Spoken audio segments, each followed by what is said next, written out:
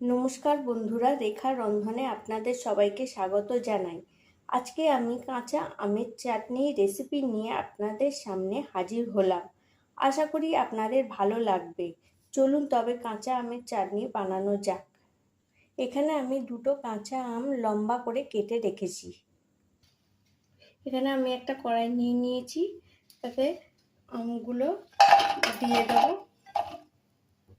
দিয়ে 1 কাপের মতন আমি জল দিয়ে দিলাম, অল্প নুন দিয়ে দিলাম, দিয়ে আর 1 মিনিটের জন্য ঢাকা দিয়ে আমগুলো সেদ্ধ হতে দিয়ে দিলাম। আমগুলো আমার সেদ্ধ হয়ে গেছে। এবার গ্যাসটা অফ করে ঢাকা দিয়ে আমি রেখে দেবো 1 মিনিট। আমগুলো সেদ্ধ হয়ে গেছে, একটা প্লেটে তুলে রেখেছি, আর তার জলটাও আলাদা করে রেখেছি। এখানে আমি 1 চামচ সর্ষের তেল দিয়ে দিলাম, একটা শুকনো লঙ্কা দিয়ে দিলাম, একটু 5 ফোড়ন দিয়ে দিলাম।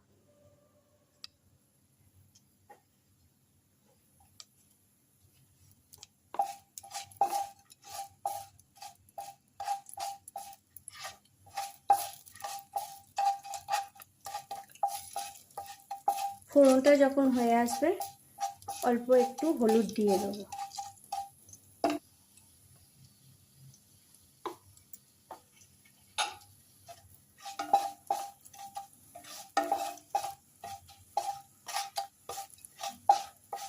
একটু নাড়াচাড়া করে নেব।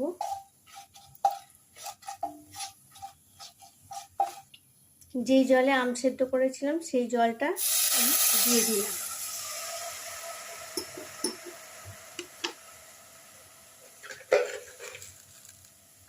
এতে আমি 4 চামচ চিনি দিয়ে দিলাম। আপনারা যে যেমন খাবেন মিষ্টি সেরকম চিনি দিয়ে দেবেন, আর অল্প নুন দিয়ে দেব।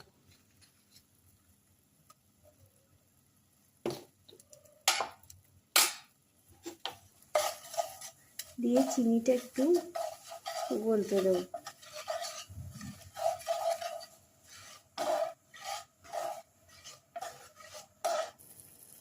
এবার আমি সেদ্ধ করা আমগুলো দিয়ে দেবো।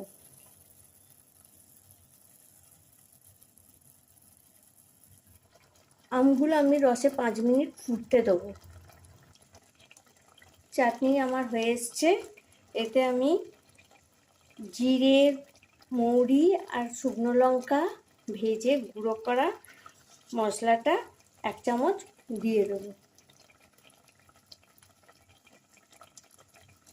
এবার আমি এতে ভাজা মশলাটা মিশিয়ে নেব।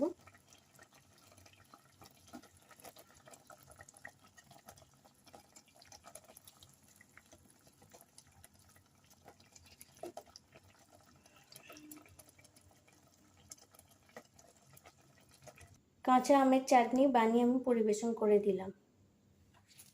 রেসিপিটি ভালো লাগলে প্লিজ আমার চ্যানেলটিকে সাবস্ক্রাইব করবেন, আর ভিডিওটি লাইক ও শেয়ার করবেন, এবং কমেন্ট করে জানাবেন যে রেসিপিটি কেমন লাগলো।